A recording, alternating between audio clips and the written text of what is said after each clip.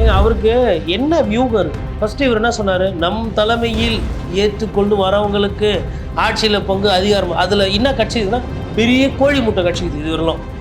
உங்களை நம்பி letter pad கட்சி கூட இன்னும் வரல. இப்போ டாஸ்மாகில் பில்லு போட்டதுக்கு விட பில்லுக்கு மேலே கூட வாங்குறானே அவனுக்கும் டிக்கெட்டு விலைக்கு மேலே காசு கொடுத்து நீ விற்கிறியே, உனக்கும் என்ன வித்தியாசம்?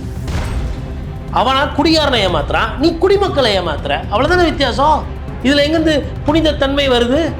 சரி, இப்போ லெட் மேக் எ ப்ராமிஸ்.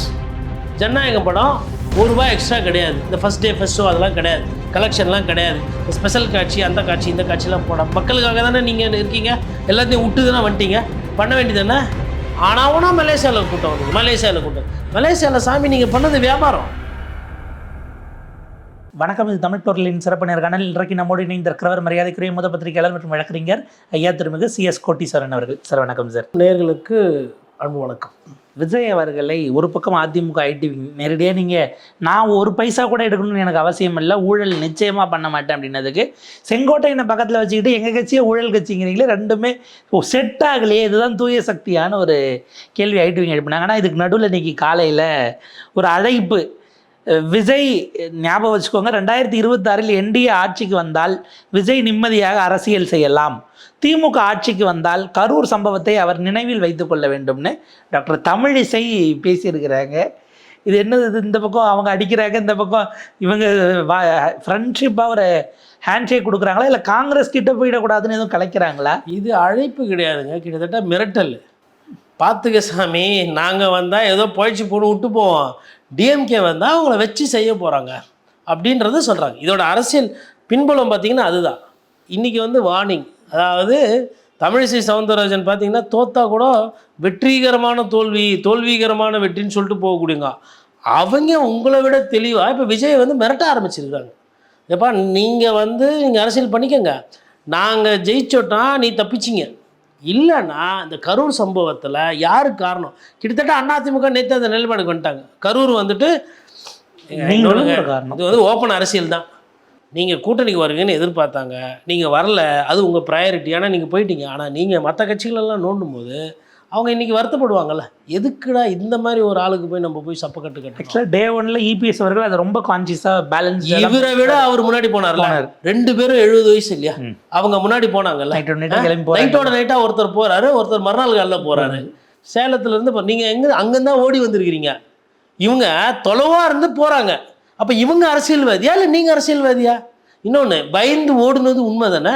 அதான் இப்போ தமிழிசை அதை ஞாபகப்படுத்துகிறாங்கப்பா. அடிக்கடி பயந்து ஓட வேண்டியது இருக்கும், பயந்து வாழ வேண்டியது இருக்கும், பயந்து வீட்டிலே இருக்க வேண்டியது இருக்கும், அதுக்கப்புறம் கருப்பு சொக்கா போட வேண்டியது இருக்கும், அப்புறம் ஐயோ கருப்பெல்லாம் போடலிங்க, வெள்ளைங்க சமாதானம், அப்படி வெள்ளை சொக்கா மாற்றி போட வேண்டியது தமிழிசை சொல்கிறாங்க. 2 நாளைக்கு முன்னாடி நினைக்கிறேன், எங்களுக்கு விசில்லாம் வேணாம், ப்ரெஷர் குக்கர் இருக்குது, அதிலே விசில் இருக்குது, அதை வச்சு நாங்கள் அடிச்சுக்கிறோன்னு சொல்லிட்டு தக் லைஃப் கமெண்ட் கொடுத்தாங்களா? இப்போ என்ன பண்ண போகிறார் இவர்? இன்னும் கமல் சார் வேறு வெயிட்டிங்கு. அவருக்கும் கோபம் வரும்ல பார்க்கும்போது. அதாவது விஜயகாந்த் சார் ஃபேன் இருக்காங்க, கமல் சார் ஃபேன் இருக்காங்க, ரஜினி சார் ஃபேன் இருக்காங்க, அவர் தலை அஜித் ஃபேன் இருக்கிறாங்க. இப்போ அவங்கெல்லாம் பார்க்கும்போது ஆமாம்ல இவர் தான் நடிச்சுக்கிறாருல, ஆமாம்ல இவர் தான் கரியரோட உச்சால, அப்போ நம்மளாம் சும்மா கோலி விளையாண்டுருக்கோம்ல, ஒரு மனசில் ஒரு கோபம் வராது. அப்போது எங்கேயுமே யாரையுமே சேர்த்து எடுத்துகிட்டு போகணுன்ற எண்ணம் கிடையாது. விஜயகாந்த் அந்த வார்த்தையை பயன்படுத்தினது இல்லை. அவர் பாலிடிக்ஸ்னு வந்த பிறகு சினிமாவில் நான் அப்படி பண்ணேன் இப்படி பண்ணேன்னு ஒரு நாள் அதை ரெஃபரன்ஸாக அவர் சைட் பண்ணதே கிடையாது. அதுதாங்க மனசுன்றது. அவர் என்ன சொல்வார், என்னங்கய்யா காசு இல்லைன்னா நான் இந்த விஜயகாந்தனை ஒன்றும் இல்லாமலாம் போயிடுவேன், இவ்வளோ பேர் இருக்கிறீங்க, ஒரு நாள் வீட்டுக்கு வந்தால் சோறு போட மாட்டிங்களா, 3 வேளை சோறு போட மாட்டீங்களா, இவ்வளோ குடும்பம் இருக்குதுன்னு சொல்லிட்டு எளிமையாக தன்னோட நிலையை உணர்ந்து, பெரிய ஆளுன்றது அவருக்கு தெரியும், சொத்து சுகம்லாம் இருக்குன்றது புரியும், ஆனால் அவர் எப்பயுமே பேசலை, அன்பின் வழியில் பேசினார். இது விதந்தாவாத பேச்சு, திமிர்த்தனமான பேச்சு இவர் பேசுறது. நான் நினச்சேன், என்னை பார்த்தா பயப்படுற முகம் மாதிரியா தெரிது, பயந்து ஓடுனீங்களா இல்லையா? இப்போ இன்றைக்கி பேசுகிறீங்கல்ல மைக்கு முன்னாடி, இன்றைக்கி லைவ் போட்டாங்கல்ல, செட்டிங்லாம் பண்ணி உங்களை பாராட்ட, இதில் விசிலடிக்க கைத்தட்ட, பாராட்ட விசிலடிக்க கைத்தட்ட. நான் என்ன கேட்குறேன், பொங்கலுக்கு வந்தீங்கல்ல, இந்த மாதிரி பொங்கல் கொண்டாட வந்திருக்கிறேன், என் பத்திரிகையாளர் சந்திக்கிறதுல என்ன பிரச்சனை? சரி, அது ஓகே, நீங்கள் ரொம்ப அப்படியே தைரியமான ஆள் தான். படத்தில் சர்க்கார் படத்தில் வரியை பற்றிலாம் பேசுனீங்களே, இப்போ எங்கே ஒரே ஒரு வாட்டி லைட்டாக அமித்ஷா தான் இவ்வளோ பிரச்சனைக்கு காரணம் இல்லை, நிர்மலா சீதாராமன் ஒருத்தங்க இருக்கிறாங்க, வெங்காய தட்டுப்பாடுனா வெங்காயம் சாப்பிடாதீங்கன்னாங்க. இப்படி ஒரு மத்திய அமைச்சருங்க. லைட்டாக சரி ஊழல்லாம் பேச வேணாம், கோவப்பட்டுருவாங்க அவங்க. கோவப்பட்டால் நீங்கள் சட்னி ஆகிடுவீங்க. அட்லீஸ்ட் வெங்காய கதை, வேறு எதனா சின்ன சின்ன கதை, பகோடா வியாபாரம் பண்ணுங்கள், வேலை வாய்ப்பு இல்லைன்னா என்ன பண்ண பகோடா வியாபாரம், இதெல்லாம் பிஜேபி சொல்லி சர்ச்சையாச்சு. சரி, எஸ்ஏஆரில் இவரோட நிலைப்பாடுங்க. கள்ள ஓட்டு போட்டுருவாங்கன்னு பேசுறாரு. கள்ள ஓட்டு போடுவாங்க, கவனமாக இருக்கணுங்கிறது. எஸ்ஐஆர் வருமானு பார்த்தா வரல. திடீர்னு ஒன்றியம்னாரு எது மோடி கவர்மெண்ட்னு பார்த்தா ஒன்றிய நகர செயலாளர்லாம் ஒழுங்காக வேலை பார்க்கணுன்ட்டு.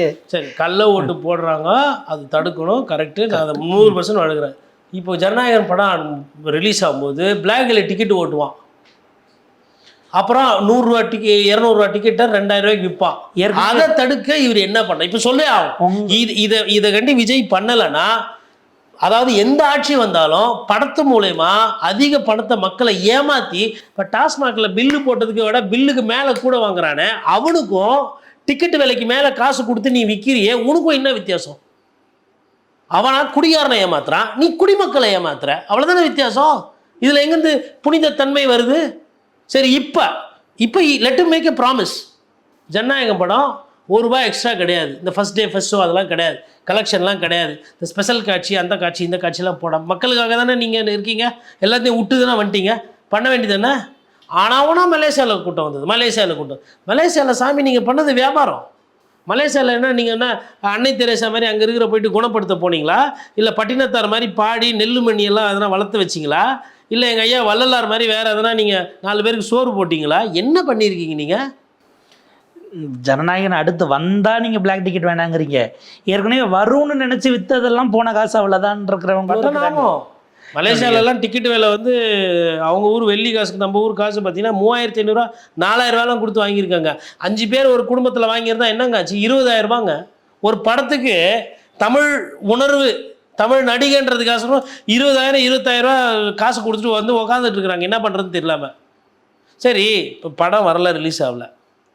தொண்டர்கள் நீங்கள் எப்படி எதை வச்சு நீங்கள் அரசியலுக்கு வரீங்க? சினிமா வச்சு தான். இந்த படத்தை வச்சு எங்கன்னா ஒரு வார்த்தை பேச தெம்பு, திராணி, தைரியம் இருக்கா? ஒரே ஒரு வார்த்தை ஜனநாயகனை பற்றி நேற்று பேசியிருக்கலாம்ல. ஊரில் இருக்கிற எல்லாரும் பேசுகிறாங்க, அதில் வேறு பெருமையாக சொல்கிறார் ஐயா நாஞ்சில் சம்பத். இவர் பேசவே மாட்டாரண்ணா, இவரை பற்றி தான் எல்லாம் பேசலாம். கக்கன்னு ஒரே சிரிப்பு எல்லாத்துக்கும். அவர் 2 நிமிஷம் பேசினா 50 நாளைக்கு அதுதான் தலைப்பு செய்திங்கிற. அதாவது வேலை வெட்டிலாம் யாரும் இல்லாமல் இல்லை. ஃபஸ்ட்டு தேர்தல் வரலாம் இந்த படம் ஓடும். ஃபஸ்ட்டு தேர்தல் இதான் இப்படி தான், அப்புறமா குணமாயிடும். ஒரு தேர்தல் முடிஞ்ச உடனே இந்த இது இருக்கு இல்லையா, இந்த பிம்ப நோயின்வாங்க, இது சரியாயிடும். அதாவது இது அரசியலோட ஆழம் தெரியல, அரசியலோட வியூகம் கிடையாது. அவருக்கு என்ன வியூகம் இருக்குது?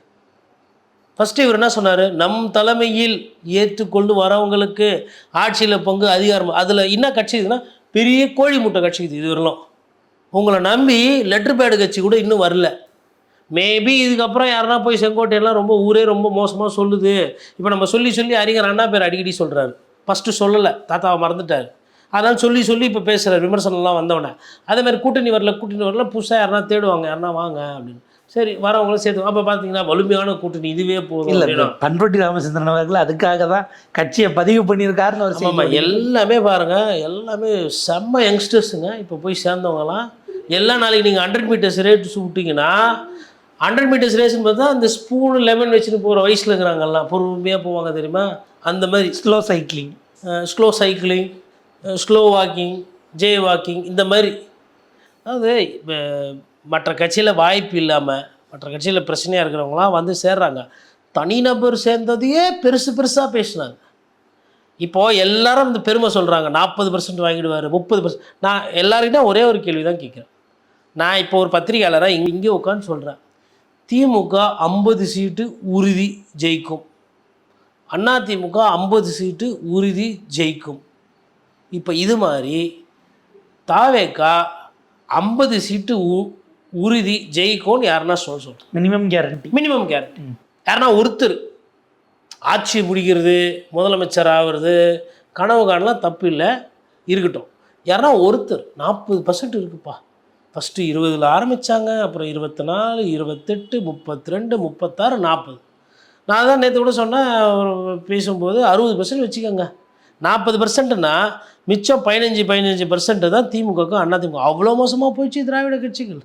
ஒரு கதை விடுறதுக்கு ஒரு அளவில் ஒன்றுமே உழைக்காமலே 40% தான். அவர் தொகுதிக்கெல்லாம் போனார்னா இவங்கெல்லாம் இந்த பேச்சு நீங்கள் நல்லா ஞாபகம் வச்சுக்கிங்க. இன்னைக்கு இது மக்களை கோவப்படுத்தும்.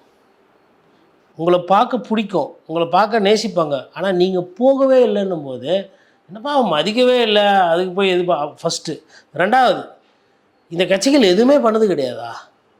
சரி, அங்கே இருக்கிற லோக்கலில் உள்ளூர் வேட்பாளர் கேண்டிடேட்டு சாவுக்கு, நல்லது கெட்டதுக்கு, துக்கத்துக்கு, பொங்கலுக்கெல்லாம் போயிருப்பான், பழகிருப்பான், இல்லை மிரட்டியாச்சு இருப்பான் வீடு கட்டும்போது. அப்போது இந்த பாதிப்பெல்லாம் இருக்குது இல்லையா? இந்த பாதிப்பு நீங்களே 40% அறுவடை செஞ்சுட்டிங்கன்னா, இந்த 2 வருடம் உங்களுடைய கட்சியில் யார் வீட்லையும் நல்லது கெட்டது நடக்கலையா? நீங்கள் நடுவில் ப்ரொடியூசர் வீட்டு கல்யாணத்துக்கோ இல்லை டேரக்டர் வீட்டு கல்யாணத்துக்கோ உங்களுக்கு போக முடியுது, கொலீக்ஸு கோஸ்டார்ஸ் வீட்டுக்கு போகிறீங்க, கோஸ்டார்ஸ்க்கு நாய் எடுப்போம், அதுக்கப்புறம் கல்யாணத்துக்கு போவோம். அவங்க ப்ரையாரிட்டி கட்சிக்காரங்க யார் வீட்லையும் எதுவுமே நடக்கலையா நல்லது கெட்டதுங்கிற கேள்வி இருக்குல்ல. அவங்க எல்லாமே ஸ்பெஷல் ஃப்ளைட்டில் போயிட்டு வர அளவுக்கு வசதி இல்லை இல்லையா? ஏன் அவர் வந்து ஒரு எலீட் அரசியல்வாதி. அவர் சும்மா பேசுறது தான் அப்படி அந்த சும்மாங்காட்டே பெருமைக்கு காமராஜர் படத்தை பின்னாடி வச்சுக்கிட்டு இருக்காரு. காமராஜர் படம் வச்சுருக்கீங்களே, நடுவில் 2 வாட்டி விமர்சனம் ஆச்சு. உங்களுக்கு எங்கன்னா கூசலை, உணர்ச்சி வரல? என்ன என்ன என்ன அடிப்படையில் காமராஜர் படத்தை நீங்கள் எடுத்தீங்க? எதுக்கு எடுத்தீங்க? உழைப்பின் சிகரம், எளிமையின் சிகரம், அவர் உண்மையின் சிகரம். அவர் எதனா இந்த மாதிரி மூரா முட்டை காசுக்கெல்லாம் அழிஞ்சாரா? இந்த எக்ஸ்ட்ரா டிக்கெட்டு விற்கிறது இல்லை எதனா இந்த மாதிரி எதனா பேசிக்கிட்டு இருந்தாரா? இன்னொன்று, சரி, ஒரு விஷயம் எனக்கு என்ன புரியலன்னா, சம்பவம் நடந்தது, உடனே இறந்தாங்க, எதுக்கு மகாபலிபுரத்தில் கூப்பிட்டு பார்த்தீங்க? காமராஜர் தான் இப்படி தான் பார்த்துருப்பாரா? இல்லை அண்ணா இப்படி தான் பார்த்துருப்பாரா? இல்லை நீங்கள் அண்ணன்னு சொல்கிற விஜயகாந்த் அவர்கள் இப்படி தான் பார்த்துருப்பாரா? விஜயகாந்த்லாம் இறுதி ஊர்வலத்தில் நடந்து போயிருப்பாருங்க. பிரச்சனை எதாக இருந்தாலும் சரி நான் பார்த்துக்கிறேன், போங்கயா அப்படின்னு சொல்லிட்டு நடந்து போயிருப்பார். அவருக்கு ஈடு இணை அவர் தான். இவர் சும்மா இவர் சும்மா ஏமாற்றிக்கிட்டு சின்ன பசங்களை பாவம் அரசியல் ஆசை காட்டி எத்தனை பேரை நீங்கள் பாருங்கள். மேலே நீங்கள் நான் சொல்கிறதெல்லாம் ஞாபகம் வச்சுக்கோங்க, நிறைய பேரை கடனாளி ஆக்கி அவர் ரோட்டில் நிற்க வைக்க போகிறார். அவருக்கு அதுதான் தெரியும். அவர் என்றைக்குமே கடன்னா என்ன தெரியாது, இஎம்ஐனா என்னன்னு தெரியாது. இந்த கீழே போஸ்டர் ஒட்டுறதுக்கு எவ்வளோ செலவாகும், கூட்டம் போடுறதுக்கு எவ்வளோ செலவாகும், 4 பேருக்கு 50 பேருக்கு சாப்பாடு போட்டோன்னா எவ்வளோ செலவாகும், இதெல்லாம் தெரியாது. பண்ணியிருக்காரு. நடிகராக ஆகி பெருசானதுக்கப்புறம் பண்ணியிருக்காரு. லக்ஸரி காருக்கு டேக்ஸ் ஏன் நிறைய போடுறீங்கன்னு எதிர்த்து குவாஷ் பண்ண சொல்லி வேணா அவருடைய பிரச்சனைகள் அந்த லெவலுக்கு தான் இருந்திருக்கு. ஆமாம், கட்டலையே, குறைச்சி கட்டினவனா கோர்ட்டு கேட்டவனா அதை கருத்தை மாற்றிக்கங்கன்னு சொல்லி கோர்ட்டுக்கு போனவர் தானே இவர். அப்படியான நிலையில் இருக்குது. அதாவது இவங்க நேற்று பேசினது அப்படிங்கிறத நம்ம புரிஞ்சுக்கணும். அப்படின்னா வழக்கமாக திமுக அதிமுகவில் ஸ்ட்ராட்டஜிஸ்ட்டுகளை டீமை ஹையர் பண்ணாலும் இந்த வேட்பாளர் யாருன்னு அவங்க ஃபில்டர் பண்ணுறதை தாண்டி கட்சி தலைமை ஒரு முடிவெடுக்கும். இங்கே டைரெக்டாக ஸ்ட்ராட்டஜிஸ்ட் சொல்கிற ஆளை தான் போட போகிறோம், அதனால் பெரும் பிரச்சனை வரும்னு அவங்க எதிர்பார்க்குற நிலையிலிருந்து அந்த வார்த்தை தான் நம்ம 200% வரும். இவர் வேட்பாளர் அறிவித்தோம்னா நிறைய பேர் வேறு கட்சி போகிறதுக்கு வாய்ப்பு இருக்குது. உள்ளடி பிரச்சனை, சண்டை, சர்ச்சை எல்லா கட்சியிலும் நடக்கிறதுங்க. அவர் கட்சியில் ஒன்றே நான் விஜய் அண்ணா மேலே ஆசை இருந்தால் அதுதான் நேற்று கிட்டத்தட்ட என்ன பண்ணிக்கிறார், சத்தியப்பிரமாணம் மாதிரி தான் அவர் உறுதிமொழி தானே வாங்கியிருக்காரு. உண்மையாக இருக்கணும், உழைப்போடு வேலை செய்யணும், துருத்துருன்னு இருக்கணும், சோர்ந்து போகக்கூடாது. சரி, அவங்க அதெல்லாம் இருப்பாங்க, நீங்கள் ஒழுங்காக இருப்பீங்களா? நீங்கள் திரும்ப அவங்க நானாக கேட்குறேன், அதிமுக விட்டு ஏமாற்றிட்டு வந்த செங்கோட்டையன் அவர்களுக்கு நாளைக்கு இங்கேருந்து இன்னொரு கட்சி போகிறதுக்கு எவ்வளோ நேரம் ஆகும்? இவர் ஐயா நாஞ்சில் சம்பத் போகாத கட்சியே கிடையாது. என்ன அதை காணாததை கண்டுட்டார், இப்போ உங்களை கண்டு வந்தார். இன்னொரு கட்சி போகிறதுக்கு எவ்வளோ நேரம் ஆகும்? இப்போ நேற்றைக்கு கூப்பா கிருஷ்ணன் அவர்கள் அவர் எந்த கட்சியில் இருந்தார்? அவர் பேர்லேயே ஒரு டிஏ கேஸ் பெண்டிங் இருக்குன்னு ஒரு செய்தி ஓடிட்டு இருக்காது. கிராஸ்டிக் வேணால் பண்ணிக்கலாம். அப்போ நீங்கள் ஊழலை ஒழிக்க மாட்டேன்னு பேசிட்டு டிஏ கேஸ் பெண்டிங்கில் இருக்கிறவரை சேர்க்கலாமான்னு ஒரு கேள்வி இருக்குல்ல? கண்டிப்பாக வருதுங்க அதெல்லாம். இன்னொன்று, ஐயா ஆதவர்ஜனோட தொழில் என்ன? இந்த கேள்வி நானும் கேட்டுனே இருக்கிறேன், யாருமே பதில் சொல்ல மாட்டுறாங்க. ஒருத்தர் இப்போ என்ன கேட்டிங்கன்னா, நான் வழக்கறிஞர் பற்றி அந்த டிராஃப்டிங் பண்ணுறேன், இப்போ பேசுகிறேன், பத்திரிகையாளராக இருந்திருக்கிறேன், அதுக்கப்புறம் வனத்துறையில் டிராஃப்டிங் பண்ணி சென்சஸ்க்கு போனால் எனக்கு காசு கொடுப்பாங்க, இது மாதிரி 4-5 விஷயம் இருக்குது, எனக்கு வாடகை வருது. இவருக்கு என்ன தொழில்? ஆதவர்ஜனுக்கு என்ன தொழில்? வெளிப்படையாக என்ன கம்பெனியா, என்ன பண்ணுறாரு, என்ன பிஸ்னஸ், என்ன பேக்ரவுண்டு கேட்டால் பொலிட்டீஷியன் வாங்க. பொலிட்டீஷியன் எப்படி தொழிலாகும்? சர்வீஸ். அது அரசியல்வாதி தொழில்னு வாங்க கேட்டால். என்ன பண்ணார் இவர் யாருக்கு தெரியும்? அண்ணன் திருமாவளவன் பண்ண மிகப்பெரிய தப்புல அது ஒன்று. அதாவது ஆளுநர் ஷானவாஸ் மாதிரி ஆட்கள் இருக்கும் பொழுது, ரவிக்குமார் அவர்கள் போன்றவர்கள் இருக்கும் பொழுது, சிந்தனை செல்வன் இருக்கும்போது, எஸ்எஸ் பாலாஜி போன்றவர்கள்லாம் இருக்கும் பொழுது, அதாவது இவரெல்லாம் களத்தில் வேலை செஞ்சுக்கிட்டு இருந்தவங்க. அந்த மாதிரி இருக்கிறவங்களுக்கு மத்தியில் அவங்களுக்கு நிகராக இல்லை அவருக்கு மேலே ஒரு பொறுப்பு கொடுத்தாரு பாருங்க. அங்கே தான் பண்ணது தப்பு. இன்றைக்கி அதற்கு வந்து அவர் எதிர்வினையாற்றுறாரு. அப்புறம் நேற்று நைட்டு கிட்டத்தட்ட மன்னிப்பு கேட்காத மாதிரி திருப்பி அவர் பாயிண்ட்டை சொல்கிறாராமா. நீ தான் வீரராச்சே அப்படின்னு நில்லுங்க. போட்டதை டெலீட் பண்ணிவிட்டு கோர்ட்டுக்கு போகிற மாதிரி ஏதாவது செஞ்சுருந்துருக்கலாம். பட்டு இது எஃபெக்டில் ஒரே ஒரு நிறைய கேள்வி சார். எல்லாரும் எதிர்பார்த்த ஒரு விஷயத்தை ஆதவரிச்சுனா வாக்குமூலமாக கொடுத்துருக்காரு. சிபிஐ ஆஃபீஸ்க்கு உள்ளே போகிறோம், 10 பேர் திபதிபதினு ஓடியாராங்க ஆஃபீஸர்ஸ் செல்ஃபி எடுக்கிறதுக்கு. அந்த அளவுக்கு நாங்கள் டெல்லியில் எங்களை போயிட்டு வந்திருக்கோங்கிறாரு. இவர் டெல்லியில் சிக்னல் என்னென்னா அங்கே ஓரத்தில் பொருட்கள் விற்கக்கூடிய பெண்மணிகள் ஒரு 20 பேர் ஓடியான்ட்டாங்களாம். மதராஸ் வாலா விஜய், அவருக்கு அவங்களுக்கு தமிழே தெரில, ஆனால் விஜய் தெரியுது. அந்த அளவுக்கு டெல்லியிலே நம்ம பாப்புலாரிட்டி இருக்குது அப்படின்லாம் சொல்லியிருக்காரு. இந்த சிபிஐ விசாரணை குறித்து விஜயே பேசல, இவரையும் கமிட் பண்ணுறாரு. அந்த அதிகாரிகள் விசாரணை முடிஞ்சு எக்ஸ்ட்ரா உட்கார வச்சதெல்லாம் கூப்பிட்டு செல்ஃபி எடுக்கதானா இது? வேற செல்ஃபி புல்ல கிம்மியை உம்மோன்னு இவரே பாட்டு பாடி நடிச்சிக்கிறாரு. அதுதான் செல்ஃபி மோகம் ஆடுது. நாட்டில் பொருளாதாரம் பற்றி பேசுறதுக்கு இல்லை, ஜிடிபின்னா என்ன தெரியாது, எவ்வளோ கடன் சுமையாக இருக்குது, எப்படி இதை சரி செய்ய போகிறோம், ஒரு வியூகம் என்ன, எந்தெந்த கட்சிக்கு என்னென்ன பிரச்சனை இருக்குது, எதுவுமே தெரியாது. இவருக்கு தெரிஞ்சதெல்லாம் செல்ஃபி. அப்புறம் நேற்று வந்து பார்த்திங்கன்னா இப்போ ஹார்ட்டின் நேற்று அவ்வளோவா விடலை, அதில் விசில் அடிச்சிட்டார். விசில் அடிப்பார். அது ஒரு பூனை கதை ஒன்று ஞாபகம் வருது எனக்கு. ஒரு பூனை வந்து ஒரு சமுராய் வீரர் இருந்தாராம். இது தென்கட்சி இவர் பேசியிருப்பார் ஐயா. அதை வந்து ஒருத்தர் மாற்றி எனக்கு ஒரு சொன்னார். ஒரு பூனை ஒன்று இருந்ததா, அந்த பூனை கனவுல வந்துட்டு எப்போ பார்த்தாலும் ஒரு வீரர், மன்னிக்கணும், ஒரு ராஜா இருப்பார். அந்த ராஜாவோட கனவுல எப்போ பார்த்தாலும் ஒரு எலி வந்து போட்டு ஒரே டார்ச்சர் பண்ணுமா. அப்போது இது நிம்மதியே இல்லாதப்போ கத்தி எடுத்துகிட்டு போய் எலியை வெட்ட போனப்போ மனைவி சொல்லுவாள், என்னங்க நீங்கள் பெரிய வீரர் போய் எலிக்கு போய் இந்த மாதிரி பண்ணுறீங்களான்னு. உடனே அவர் என்ன சொல்லுவாராம், நீங்கள் போயிட்டு இது சம்மந்தமாக யாருக்குன்னா பாருங்கள், அட்வைஸ் கொடுப்பாங்க, அது பிரகாரம் பண்ணலான்னொன்னே அவர் என்ன சொன்னார், என்னங்க எலியெல்லாம் ஒரு மேட்ரா, ஒரு நல்ல ஒரு பூனையை வச்சிங்கன்னா எலி ஓடி போயிடும். அப்போது வந்து 3 விதமான பூனை இருக்குமா. ஒரு பூனை வந்துட்டு அரசியல் பூனை, அது பாரம்பரியமாக அரசியலில் இருக்கும், அரசபையில் இருந்திருக்கும். அந்த பூனையை கூப்பிட்டு வந்து முயற்சி பண்ணுவாங்க. அந்த பூனை என்ன சொல்லுமா, எலியை பிடிக்காது, மிஸ் ஆகிடும். அந்த பூனை சொல்லும், இல்லைங்க வழக்கமாக எனக்கு வேறு யாருன்னா புலி பூச்சி கொடுப்பாங்க, அதனால் வந்து நான் அதை பிடிச்சி எனக்கு வந்து கொடுப்பாங்க, ராஜா வாழ்க ராஜா வாழ்கன்னு, அதனால் அதை வச்சுன்னு ஓடினேன். மற்றபடி எனக்காக பிடிக்கிற தகுதி அதெல்லாம் கிடையாது, அதனால் நீங்கள் வேறு பூனையை ட்ரை பண்ணுங்கன்னு சொல்லிட்டு அந்த பூனை சொல்லிட்டு போயிடும். அடுத்து ஒரு பூனை ஒன்று வரும். அந்த பூனை வந்து இதை விட இது வித்தகார பூனை, இது வந்து நடிக்கும், பாடும், விசில் அடிக்கும், பெல்ட்டி அடிக்கும், இது பண்ணாத டான்ஸே கிடையாது, அதை பார்த்து அந்த எலி பயந்தே ஓடி போயிடும். அப்படின்னோடனே இந்த பூனை என்னெல்லாம் பண்ணுதோ அந்த எலி அதெல்லாம் திருப்பி பண்ணிட்டு ஒழுங்கு எதிர்த்து போயிடும். உன்ன மாதிரி நிறைய பேரை பார்த்துட்டேன், கிளம்பணுமா. இது வந்து இந்த நடிகர் பூனை. அப்புறம் அவன் பார்ப்பான், இப்போ அந்த பூனையாச்சும் பரவாயில்ல உண்மையை சொல்லிட்டு போயிடுச்சு, இந்த பூனை பில்டப் காட்டி சாட்டையெல்லாம் பண்ணிவிட்டு ஒன்றுமே இல்லை. ஸோ அப்போ இதுக்கு நடிக்கிறது டான்ஸ் ஆடுறது தான் தெரியும், வேறு எதுவுமே தெரியாதுன்னா.